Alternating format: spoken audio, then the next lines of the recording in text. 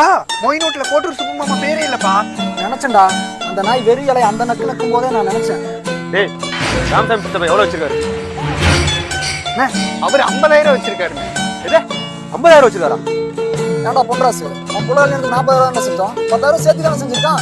இல்ல நம்ம ஏதாவது சேர்த்து செஞ்சுட்டோமா? சின்ராசு செக் பண்ண. சித்தப்பா உன்னை நான் எவ்வளவு மொய் வைக்க சொன்னேன்? 40,000 வைக்க சொன்னேன். நீ எதுக்கு 50,000 வச்சா? ஒழுங்கா வீட்டுக்கு வந்து 10,000 வாங்கிட்டு போ. நீ வந்து வாங்கிட்டு போங்க சித்தப்பா.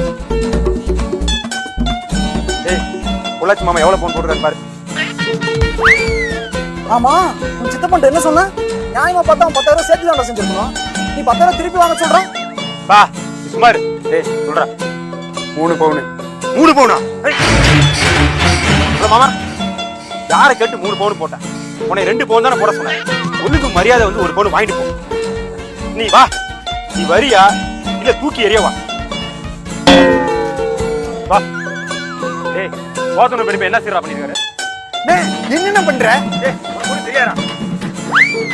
ஏடா பைத்தியக்காரன் ஏடா பண்ணிட்டு இருக்க? போயா.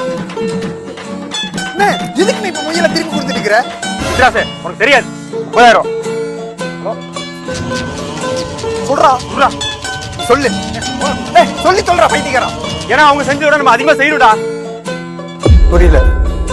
ஏய் உன் ஃப்ரெண்டு உனக்கு 100 ரூபாய் மொய் வச்சா நீ 150 ரூபாய் மொய் வைக்கணும். நம்ம பெரியப்பா 30,000 மொய் வச்சா நம்ம 40,000 வைக்கணும். நம்ம மாமா 3 பவுன் செயின் போட்டா 4 பவுன் நம்ம செயின் போடணும். இல்லனா புள்ளி கட்டுவாங்க. புள்ளி கட்டுவாங்க. புள்ளி கட்டுவாங்க. புள்ளி கட்டுவாங்க. அன்னைக்கு நகை விலை எவ்வளோ, இன்னைக்கு நகை விலை எவ்வளோ? இங்க நிக்கிறான் பாரு, எல்லா பக்கம் வாங்க மட்டும் தான் செய்யறான். திருப்பி செய்யறது யாரு? நான் தான். என்னைய மாதிரி நீ கஷ்டப்படக்கூடாதான் எல்லாத்தையும் திருப்பி கொடுத்துட்டு